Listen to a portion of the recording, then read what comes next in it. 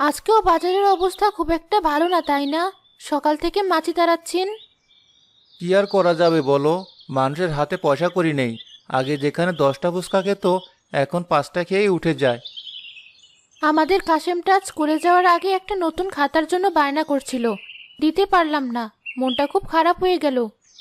আমারও কি ভালো লাগে রহিমা, কিন্তু কি করব, অসৎ পথে তো এক পাও বাড়াতে পারবো না। এই ফুচকার ব্যবসায় যা লাভ হয় তা দিয়েই কোনো মতে টেনে টুনে চলে যায়। না না, আমি সে কথা বলছি না। আমি জানি আপনি কখনো হারাম পয়সার দিকে তাকাবেন না। সৃষ্টিকর্তা যা দিয়েছেন তাতেই শুক্রিয়া। শুধু সন্তানের মুখে দিকে তাকালে মাঝে মাঝে বুকটা ফেটে যায়। চিন্তা করো না, সৃষ্টিকর্তা নিশ্চয়ই কোনো উপায় বের করে দেবেন। আমাদের সততা একদিন আমাদের ভাগ্য ফেরাবে, দেখে নিও। আব্দুল ভাই, 10 টাকার ফুচকা দিন তো। ঝালটা একটু বেশি করে দিয়েন। অবশ্যই জামাল ভাই, বসুন, এখনই বানিয়ে দিচ্ছি। আজকে তেঁতুলের টকটা কিন্তু একেবারে খাঁটি, খেয়ে বলবেন কেমন হয়েছে।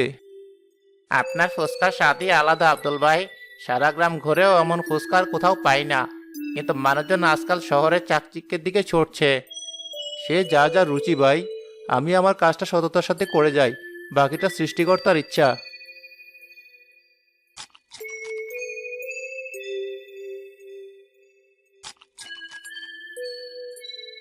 নিন জামাল ভাই, পানি খান। ধন্যবাদ ভাবি। আব্দুল ভাই, আপনার এই সততার জন্য সৃষ্টিকর্তা আপনাকে একদিন অনেক বড় করবেন, দেখে নিয়েন। আপনার মুখের কথা যেন সত্যি হয় ভাই।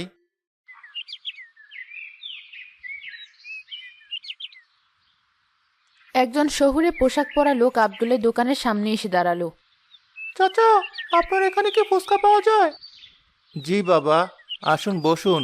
কত টাকার দেব? আপনার এখানে সবচেয়ে ভালোটা বানিয়ে দিন। আমি খাবারে খুব ভক্ত, দূর দূরান্ত থেকে ভালো খাবারের খোঁজে ঘুরে বেড়াই। বাবা, আমার এখানে সবই ভালো, কোনো কিছুতেই ভেজাল নেই। নিজের সন্তানের জন্য যেভাবে বানাই, ক্রেতার জন্যও সেভাবে বানাই। আব্দুল যত্ন করে ফুচকা বানিয়ে প্লেট এগিয়ে দিলেন।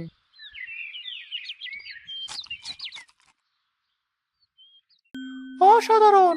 এত শুধু ফুসকা নয়, এ যেন এক শিল্প। এর স্বাদ তো অতুলনীয়। সব সৃষ্টিকর্তার দান বাবা। এর মধ্যে কি এমন দেন চাচা? মশলার অনুবাদটা কি? আমি অনেক বড় বড় রেস্তোরাঁয় খেয়েছি, কিন্তু এমন স্বাদ কোথাও পাইনি। এর মধ্যে বিশেষ কিছু নেই বাবা, আছে শুধু খাঁটি জিনিস আর সততা। আমি কখনো পচা আলু বা বাসি মশলা ব্যবহার করি না। লাভ কম হোক, কিন্তু মানুষের ক্ষতি করে লাভ করার মানসিকতা আমার নেই। আপনার নাম কি চাচা? আমার নাম আব্দুল। আব্দুল চাচা, আমি একজন ফুড ব্লগার। আমি বিভিন্ন জায়গায় ঘুরে খাবারের রিভিউ লিখি। আপনার দোকানের কথা আমি আমার ব্লগে লিখবো। আপনার এই ফুচকা মানুষ সোনার ফুচকা বলেই চিনবে। এসব আমি বুঝি না বাবা। আপনি খেয়েছেন, আপনার ভালো লেগেছে, এতেই আমি খুশি। না চাচা, আপনার মতো সৎ মানুষের কথা সবার জানা উচিত। আমি আপনার একটা ছবি তুলতে পারি? আমার ছবি দিয়ে কি হবে? দোকানের ছবি তোলেন। ঠিক আছে চাচা, আবার আসবো। আপনার সততার গল্প আমি শহরে গিয়ে সবাইকে বলবো।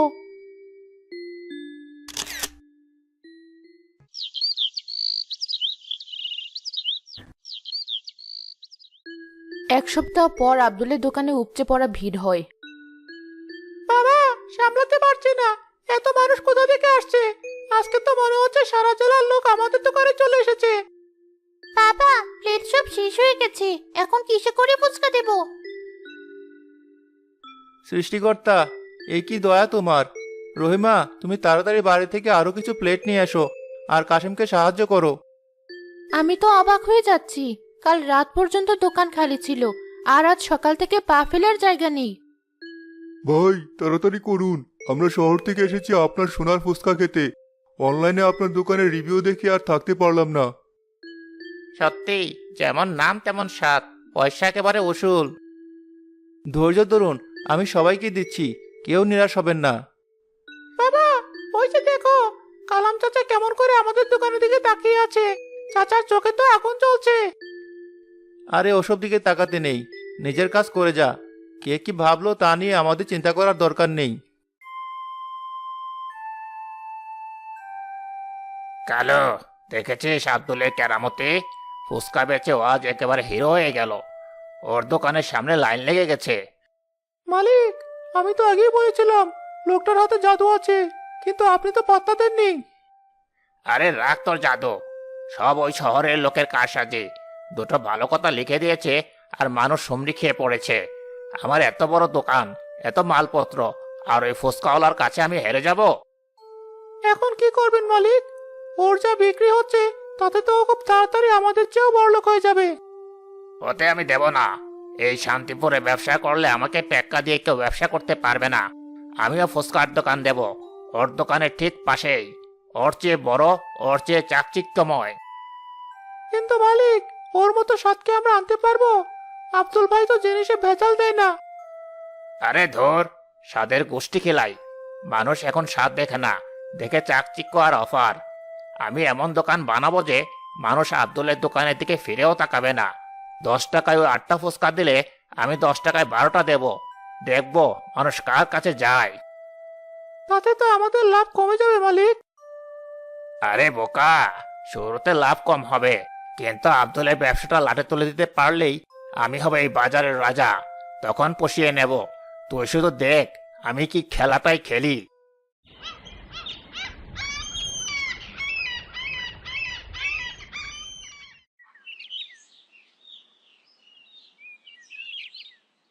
বাবা দেখো, কালাম চাচার দোকানটা কত সুন্দর করে সাজিয়েছি, কত আলো লাগিয়েছি। এটা তাই না বাবা, ওরা নাকি ফুচকার সাথে কোল্ড ড্রিঙ্কস ফ্রি দিচ্ছে।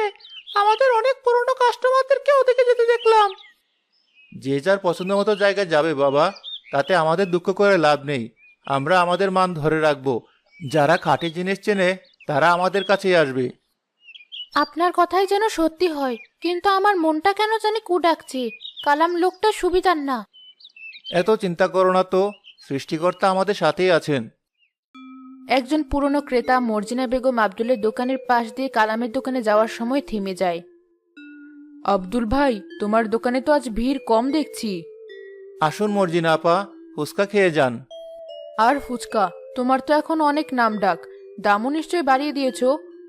ওই দেখো, কালাম ভাই 10 টাকায় 12টা দিচ্ছে, আবার সাথে ঠান্ডাও ফ্রি।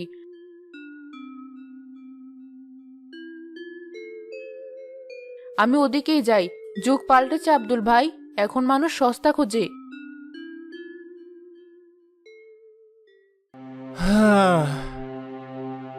দেখলেন তো মানুষ কিভাবে বদলে যায়। কি আর করা, কপালে যা আছে তাই হবে।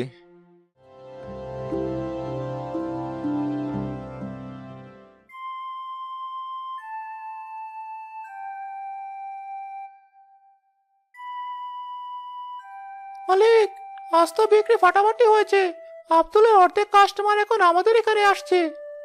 অর্ধেক না রে কালু, সব কাস্টমার আসবে। আমি কাল থেকে ফুচকার পুরের মধ্যে আলুর সাথে সস্তা দামের মিষ্টি কুমড়া মেশাবো, আর তেঁতুলের টকের মধ্যে দেবো স্যাকারিন। খরচ অর্ধেক নেমে আসবে, কিন্তু স্বাদ প্রায় একই থাকবে। কেউ ধরতেও পারবে না। মালিক, এটা কি ঠিক হবে? যদি কেউ অসুস্থ হয়ে পড়ে? আরে কিচ্ছু হবে না, গ্রামের মানুষের পেটে সব হজম হয়ে যায়। তুই অত চিন্তা করিস না। আমি আব্দুলের ব্যবসা বন্ধ করেই ছাড়বো। ও যত সৎ থাকবে আমি তত অসৎ পথ ধরবো। দেখবো কে জেতে। কিন্তু মালিক, আব্দুলের ফুচকার মশলাটা একদম অন্যরকম। ওটা আমরা নকল করতে পারছি না। সেটারও ব্যবস্থা আমি করছি। আমি রতন আর মফিজকে ঠিক করেছি। ওরা রাতের আধারে আব্দুলের মশলার কোটাটা চুরি করে আনবে। তারপর দেখবি ওর স্বাদ আর আমার স্বাদের মধ্যে কোনো পার্থক্যই থাকবে না। মালিক, আপনি তো সাংঘাতিক লোক। ব্যবসা করতে হলে সাংঘাতিকই হতে হয় কালো। এখানে দয়া মায়ের কোনো জায়গা নেই।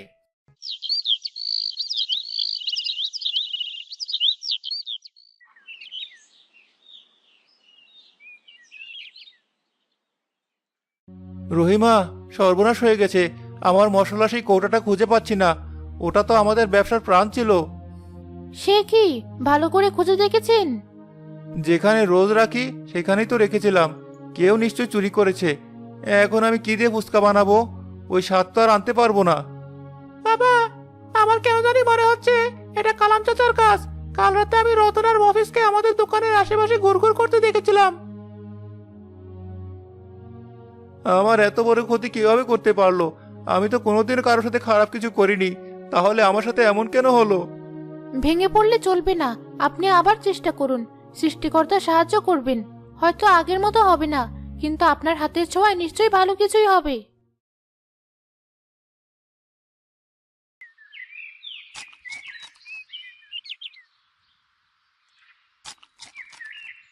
কি ব্যাপার আব্দুল ভাই, আজকের ফুচকার স্বাদটা কেমন যেন অন্যরকম লাগছে। সেই আগের ঝাঁঝটা নেই। একটু সমস্যা হয়েছে ভাই, আমার মশলার কৌটাটা চুরি হয়ে গেছে। ও, তাই বলুন। তাহলে তো আর আগের মতো লাগবে না। থাক, আজ 10 টাকারটাই খাই। অনেকেই ফুচকা খেয়ে মুখ বাঁকা করে চলে যায়। বাবা, কেউ তো আজ ভালো বলছে না, সবাই বলছে স্বাদ বদলে গেছে। কি করব মা, আমি তো সাধ্যমতো চেষ্টা করছি। একই সময় কালামের দোকান থেকে হাসির শব্দ ভেসে আসে। আসুন আসুন, এখানে পাবেন আসল সোনার ফুচকার স্বাদ। স্বাদের সেরা, দামে সস্তা। একবার খেলে বারবার আসবেন। মালিক, আপনার বুদ্ধিটা কাজে দিয়েছে। আব্দুলের চুরি করা মশলা মেশানোর পর থেকে আমাদের বিক্রি দ্বিগুণ হয়ে গেছে, আর ওর দোকান তো প্রায় খালি। বলেছিলাম না, বুদ্ধি দিয়ে দুনিয়া জয় করা যায়, সততা দিয়ে শুধু না খেয়ে মরা যায়। হা হা হা।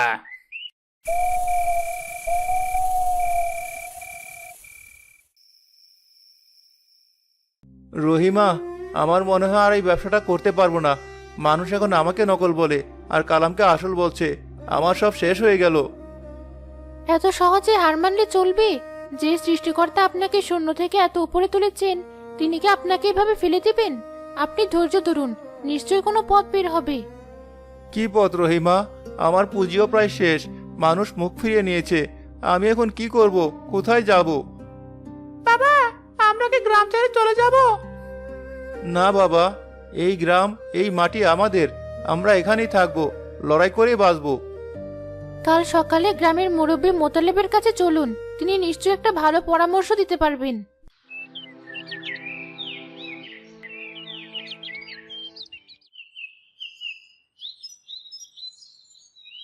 সব শুনলাম আব্দুল। কালাম যেমন নিজ কাজ করতে পারে আমি ভাবতেও পারিনি, কিন্তু প্রমাণ ছাড়া তো আমরা কিছুই করতে পারবো না। আমি এখন কি করবো মাতাব্বর সাহেব? আমার তো ব্যবসা লাটে উঠেছে।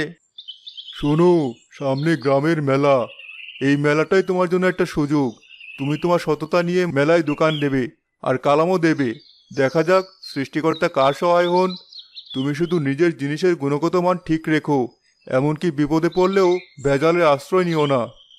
কিন্তু মানুষ তো আমার দোকানে আসবে না, সবাই তো কালামের দোকানে ভিড় করবে। যারা খাঁটি জিনিস খোঁজে তারা ঠিকই তোমার কাছে আসবে। তুমি সৃষ্টিকর্তার উপর ভরসা রাখো, সত্য কখনো চাপা থাকে না। কালামের দোকানে রঙিন আলো জ্বলছে, তার দোকানে অনেক ভিড়।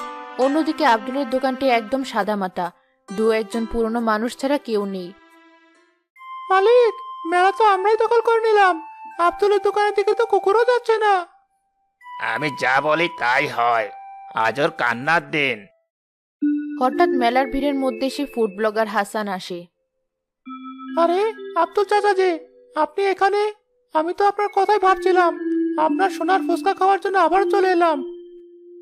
আসুন বাবা, কিন্তু আমার ফুচকা সেই স্বাদ আর নেই। কেন চাচা, কি হয়েছে? আব্দুল তাকে সব খুলে বলে। কি? এত বড় অন্যায়! দাঁড়ান, আমি আর একটা ভিত করছি। হাসান প্রথমে আব্দুলের দোকান থেকে 1 প্লেট ফুচকা নিল, তারপর কালামের দোকানে গেল।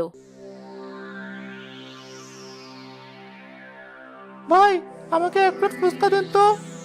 আপনাদের দোকানের তো খুব নামডাক শুনছি। আরে, আপনি তো সেই ব্লগার। আসুন আসুন, আমাদের ফুচকা খেয়ে দেখুন। সারা গ্রামের লোক এখন আমাদের ফুচকার ভক্ত। হাসান কালামের দোকানের একটা ফুচকা মুখে দিল, সাথে সাথে তার মুখটা বিকৃত হয়ে গেল। ওয়াক থু! এটা কি খাইয়েছেন আপনি? এর মধ্যে তো পচা আলুর গন্ধ, আর টকটা তো পুরোটাই কেমিক্যাল দিয়ে বানানো। আপনারা মানুষের জীবন নিয়ে খেলা করছেন। এ কি বলছেন আপনি? সবাই তো খুব প্রশংসা করছে। এরই মধ্যে কালামের দোকানের ফুচকা খেয়ে কয়েকজন বাচ্চা বমি করতে শুরু করলো। মেলায় হইচই পড়ে গেল। আমার ছেলের কি হলো? এই দোকানের ফুচকা খেয়ে তো এমনটা হলো। ধরুন, ওই লোকটা আমাদের বাচ্চাদের বিষ খাওয়াচ্ছিল।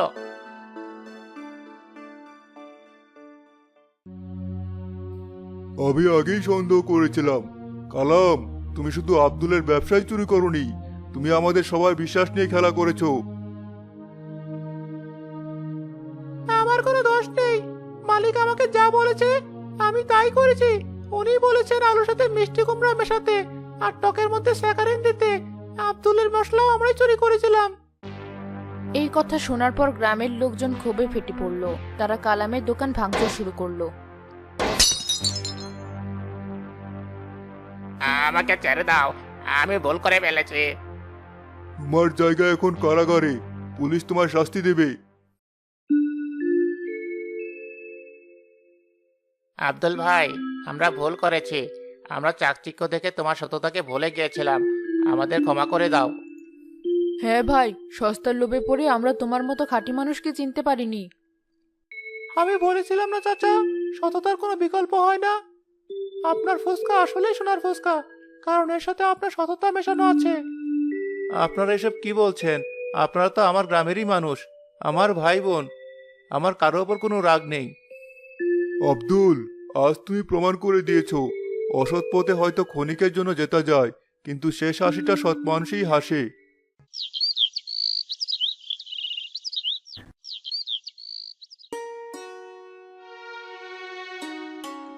আব্দুল এখন একটি পাকা দোকান করেছে। দোকানের নাম বড় করে লেখা সোনার ফুচকা। তার দোকানে আগের চেয়েও বেশি ভিড়। বাবা, আজ তো বিক্রি সব রেকর্ড ভেঙে দিয়েছে। আমাদের আর কোনো কিছুর অভাব নেই। না মা, সৃষ্টিকর্তা যা দিয়েছেন তাতে আমরা অনেক খুশি। দেখলেন তো, আমি বলেছিলাম না, সৃষ্টিকর্তা ধৈর্যশীলদের পছন্দ করেন। আমাদের সততার ধৈর্যের কারণেই আজ আমরা এত কিছু পেয়েছি। একদম ঠিক রহিমা, এই ব্যবসা, এই সম্মান সবই ওই সততার জোরে। এই ফুচকাগুলো শুধু আলু বা মশলা দিয়ে তৈরি নয়, এর কোনায় কোনায় আমাদের সততা মেশানো আছে, আর এই কারণে এটা সোনার ফুচকা। আব্দুল এক প্লেট ফুচকা বানিয়ে এক গরিব বাচ্চার হাতে তুলে দেয়। নে বাবা, পেট ভরে খা।